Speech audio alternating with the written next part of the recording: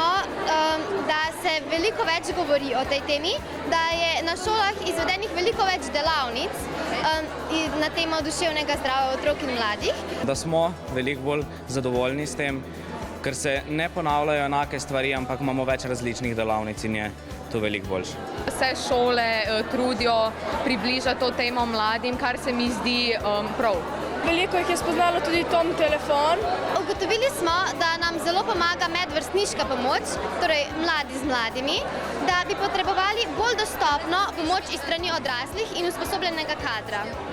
So tudi učenci iz drugih šol poudarjali, da šolske psihologe niso v redu in da v bistvu res ne prisluhnejo. Čim več teh delavnic za starše, ker se nam mladim zdi, da nam starši niso v tako veliko oporo, kot bi nam sicer lahko bili. Se bi tudi moglo take ljudi bolj izobraziti, tudi kako pravilno pristopati mogoče do mladostnika v duševni stiski.